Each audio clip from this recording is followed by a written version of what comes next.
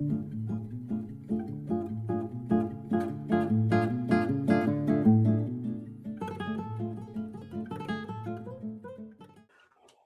in, everybody. 5 minutes with Sean, maybe 10, getting started here.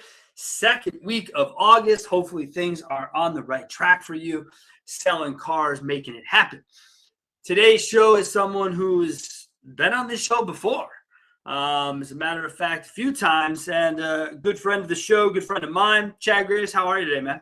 What's up, Mr. Sean? I'm doing great, man. It's great to be here.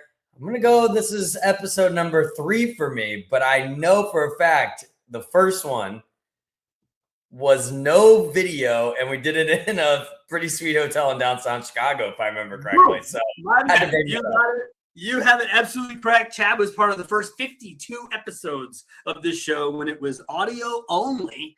And yeah, I was there. I was there for a 20 group. You were there for something, or you were living. I don't remember. Yeah, you were living down there then, right? Yeah, that's man. why. Pre-COVID times. Yeah. Oh, geez. Yeah. Much. Yes. Yeah, that was a good time, dude. Audio only. That's right. And Chad's one of the only people who's actually ever been in studio. He wasn't in studio for an actual podcast recording. We were doing a webinar together. But right. Chad's one of the very few that have been behind the wall here. So, like I said, good friend of the show, good friend of mine, Chad Graves. The big question we like to ask people to get started this week with the show is, what's on your mind, man? You know, it's a dangerous question to ask, right? I don't know if I ever stop thinking, as you do, and so many others in this world that I think we like to be around. We're always thinking about it, right? But what's on my mind right now, man, is that this has been quite a year, I think, for so many dealerships. I think, I've heard this like, oh, we got to get back to the basics. We got to get back to training and looking at budgets and refining. But I've been on the road these last couple of weeks, man, with a lot of our great clients. And one of the things that's been really persistent is everybody is making sure they're getting all the juice out of the squeeze for everything that they should be doing. And it's probably something we should have been doing all along, right? Like understanding where we were spending, where we getting the ROI out of our spend. But it's certainly something that's happening today. And I tell you, man, it's created some really great conversations around what can we be doing different. I've had some good groups really unveil the curtain a little bit, which has been awesome, about like, hey, we're really struggling with used car profitability, or hey, we really need to get more people through fixed ops, or hey, man, we just need freaking trade-ins. All three different challenges, but I think you know this, and I think you're just big of an advocate, if not more than me. But whenever you can, dealers are willing to do that with their partners and with the people working with them, man, it just allows us to untap a whole new thing in our brains. And I think that's what's been so cool for me these last couple of weeks and the last couple of months. I got to tell you, man, it's been a lot of the same, right? We run a lot of the same circles. We have a couple of really great joint clients of size and consequence for their areas, and watching them do what they do and walking through those with them. It's one of the things I try to tell clients all the time is, I understand keeping, business inside your business. I respect it. I always do. However, if you're going to partner with people exteriorly, yes, and expect certain things of that relationship and those results, then at some level you must come this way, and so many people think like, oh, I'll get it if they're good at their job, right? Like, yeah, that's not how this all works. There's more to it than that. And I also think, Chad, that it's also about approach, right? So again, we have joint clients. I'm on calls together. Yep. The approach of your team has evolved with that conversation. Your team is trying to get less into the data weeds and more to the feels and the what's up and the how do we move things and what are we trying to accomplish, which can be way more helpful than a 30 minutes, data dive in something that takes me 2 minutes to do for the client, right? And they're, right. You're like, hey, this makes sense. So for you, man, watching that, seeing that sort of evolution, is that been a part of just you going with the dealer, or was that intentional on your guys' behalf to try and change that discussion within those calls? It's a great question. It's, I think, a little bit of both, man. I mean, we talk to a lot of dealers, and one of the things that kind of kept coming up was like, look, you get me for 30 minutes, 45 minutes, maybe a month, maybe twice a month. But for most of our clients, they're busy, especially if they're running stores, or if they're in the marketing world and they're running 15 stores. either way, we need to be the most impactful we can in that 30 to 45 minutes to hour that we get with that client. So part of that though is the feeling. This is still a little bit of feels like, hey, like, what are you feeling? What can we be doing better? Because the data's there. And it's, I think, one of the evolutions of our space over the last few years is that a lot of people in the seats now, they actually do get it. Like, they understand the numbers. They understand that organic traffic goes up, leads go up. Like, they can look at the numbers. So let's not spend as much time on just numbers. That should be a part of it. But it should also be, what are your goals? What are your expectations? And when we can get that from multiple spots in the organization, even, that's kind of the win-win-win. Then you always, like, we have to be, one of the things we're really focused on is like closing with action items. Like, hey, Sean, here's what we saw, but here's the 5 things we got to do about it. And I think that has been one of the biggest things for us, and just helping dealers know, like, hey, when you get later down the month and, you know, it's midway through August, you need to know that Reunion is doing those action items and that we got your back to make the month goal, make those sales happen. And that's, again, that's what the partnership part of it is, right? That's what we talk about all the time, is that, you know, you want to be more than a vendor. You do want to be that partner. And it is something that we all do take seriously. And it is a big part of what we do. But we also realize that we work for dealers, right? And so there's this level of understanding that the partnership does go both ways. And you talked about it early on about, you know, the certain issues that people bring you, whether it's a trade-in, whether it's a move to market, or new cars are soft in a certain area. But see, here's the thing. You guys have made changes within your organization at a media level, paid media level, that have been impactful to clients in a way that you don't see very often, right? That's so right.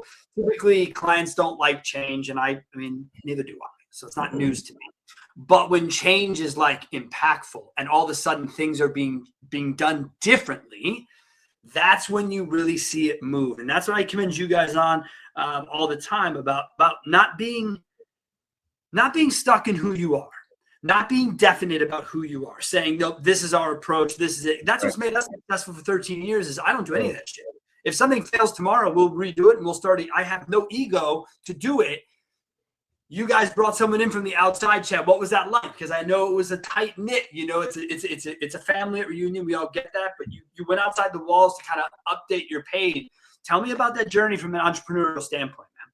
Yeah, we sure did, man. And it's you know, the gentleman that you're talking about, Adam. He joined our team recently, and he had like just enough auto to understand, you know, selling cars and what that means and the cycle that it goes through. But then he's been on this really cool journey. And it's actually something, man, not just in paid media, but even our client success team.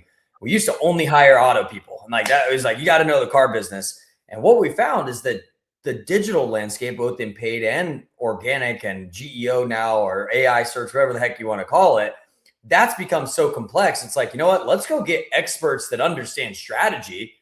And it's been an uncomfortable. I give a huge shout out to Pat McMullen here, who's joined our team this year as our Chief Client Experience Officer, for helping us be like, hey, we know the car business. We can teach these people the car business, but they need to be able to come look at data and come with a couple of strategies that's going to help the dealership. And, you know, from Adam to all the people that we've added this year, man, they've really just embraced it. And I think some of the strategies that have rolled out have just been so cool to see the impact. And it is different, man. Like I have to take my hat off sometimes and be like, is this stuff going to work? Like, you know, because I'm so used to seeing it a certain way, but then all of a sudden you let the data start rolling in and you're like, oh yeah, that's going to work. That's going to work across the board. So it's been pretty cool to see. And it's definitely an evolution of our team and the resources and people we've tried to bring to the table here for our dealerships. And that's, again, anybody watching this from a car dealership standpoint, entrepreneurial standpoint, this is what it's about, man. It's about, if you find people who are on the fringe. You know, I was just talking about this with somebody else. You know me better than most people, and you know that I have passion outside of auto, and I try to get myself in a little bit of a different industry, you know, when I'm not in auto. And that industry hasn't been as accepting. And it's this weird thing, is because I don't make my public bones there, right? I don't have a living space there. Whether I've been in the background for 2.5 decades or not, none of that translates. And so I was just talking with Steph about this, where I was like, you know, babe, I guess I'm kind of getting what I put out there. What do you mean? I said, well, when we started Car Biz, that was my whole thing. That was my whole platform as to why you should listen to me over anyone else you're about to encounter. It's because I lived it. So how could anyone possibly know any better than I, having done it and lived it? And that, again, that helped propel us, sure. But now as I try to break into another industry, and I hear people basically tell me like, hey, you don't live here, you don't work here, and you're just like, you hobby here, you vacation here. So nice to see that once in a while, but yeah, it's different, man. It's it's a funny thing, but I completely agree. Like I was in a dealer group this week, and they were like, we talking about decreasing dependency on third parties, and they're over investing, and what can we do? And literally, I'm raising my hand. I'm like, dude, this is my life. Like, this is what I've from day one. Like, I got ideas. How many ideas do you want here? But it does make it hard to take that and then move into another industry or another vertical. And I think that's what keeps us all coming back here, man. At the end of the day, right? Yeah, I'm kind of like, hey, look, this is where I've made my life for a long time, and it's been fortunate enough that it's been a great life in that way. And so, when I retire, I'll probably just go off and do something else. Be done with all of it. It's okay to have a hobby then, right? Yeah, but those days are not here. We're in the middle of fun and growth. And Chad, as you know, we're in the middle of the road to the sale, which will lead us to Madison, Wisconsin, September the 22nd, back at the Concourse Hotel. Another wonderful day planned. We got you coming on board. You're hitting basically lead off. I got a little warm up with our friends from Galleria Chevrolet. Alan and Kalen will be hitting it off with me in a little dealer spotlight. But you'll be the first major vendor to speak in that spot. And again, we're going to be talking about the customer journey, folks. So the customer journey begins with search. It begins with getting on there. Chad, give folks a little bit of a preview of what's to come here in September, my man. Yeah, I can't wait, man. Let me just say, like, this will be my second time at this event. Not only is it just a super focused room, reunion's third time, to be clear, my second time. So I can't wait. I think it's going to be a great room. I've seen the speaker list. I know all the people there. Like, it's going to be great. From my perspective, what I really want people to leave with is just an understanding of the customer's options today. The way that I describe things in the way of search is a lot of people that are listening to this or have been in the industry a long time, they remember when advertising was running a spot on the 6 o'clock news. You'd hit the entire market and bang, bang, boom, advertising done, right? Like there was one place to go. And then that kind of evolved really to like, well, as long as I was doing Google reviews and I was building on Google and I was spending on Google, well, that's awesome. And that's what search was.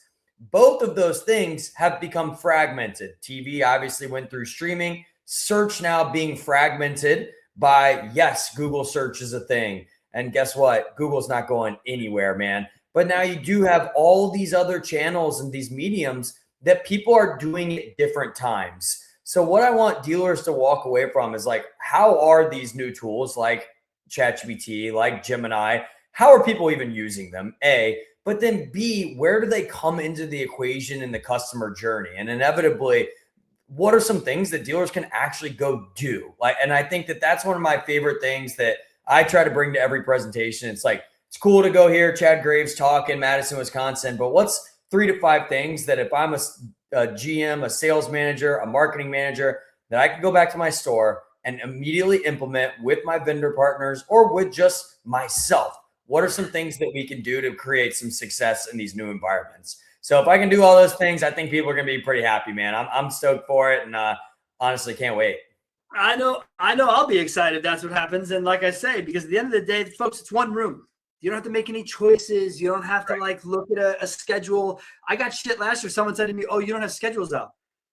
You're already in the room. Don't sweat it. Like you can go to the internet, it's on there, but like I don't need to print shit up and have it. I don't know. It's right here. We're all here. So Chad, for you and the search part of it, I like how you explain that because I just had a client recently come to me and basically ask about AI search. He's like, I just don't get it. I don't understand what you're saying to me. And I said, look, man, for forever, you went to Google, like forever. But now people go to ChatGPT. He's like, what do you mean? I go there to find out about this or that. I go, well, yeah, but people do that and they get all this other. And he's like, what do you mean? And so it was sort of, and again, full disclosure, this is a guy who's never used any of these apps. I don't know. There's no ChatGPT on my phone. I just used Gemini for the first time, Chad, last week, because I specifically wanted to know, and it worked, and I may come back to it for these, but I specifically wanted to know if there was a fish fry available that had a reservation available, because I was going to end up in Madison. I wanted to go to a fish fry, and this son of a bitch came back. It's like, yes. Call these people right now, according to their website. They have the time and date at which you desire. And so, okay, because Google search wouldn't have done that. And I know that now. Google search would have given me all the restaurants in the area. They may have been open. They may not have been open. Right? So I understand, but no, I don't want to use it. I don't want to do that. I want to be me, man. And again, anytime people see the podcast or you see what I write up on LinkedIn, I write that. You know it because it's bad, but more importantly, you know it because I wrote it. So, Chad Graves, I ask everyone this final question. Why should dealers come visit us at Being Social? Why should they join us in Madison, Wisconsin, Chad Graves? Oh man, great question. I think there's several. One, like I said, I think all the speakers that are coming, dynamic, going to bring action points. You're not going to be bored to sleep or, sold something. Like, you're going to meet the people who are really involved in this and really care about it. But I also think, man, I think there's something really cool about an event that, I've built a lot of reunion off of going to shows and having a booth and, making sure that we're getting leads. And that's not what Being Social is about, man. Like, you're going to meet people that are involved in this, that we don't have to run back to the booth after the speaking spot. We're going to be hanging out. We're going to have a good time. You're going to build actual connections with people that I think are at the top of this business. And so I can't wait. I think dealers are going to have a great experience. And I think there's something really cool about an open environment where, if somebody asks me a question, everyone's going to get a benefit of what we can talk about. And then we can talk about it again later. And then we can tie it into another speaker's presentation. And so just the camaraderie of this event is truly unique. And I think dealers like that hands-on feeling. And I think it's going to be a really great time. Man, I'm really looking forward to it. We've been lucking out on the weather every year. We expect much of the same this year. Chad Graves, you're always the best, man. I appreciate you doing this. Thank you so much to you, to the team at Reunion for the trust and sponsorship of this event. We look forward to having you, man. It's going to be great. I can't wait, Sean. Appreciate being here, and I can't wait to see you in Madison in a couple of weeks. It's going to be awesome, ladies and gentlemen. That is it for this week on the show. Be sure to join us for more fun next week. Have yourselves a good one.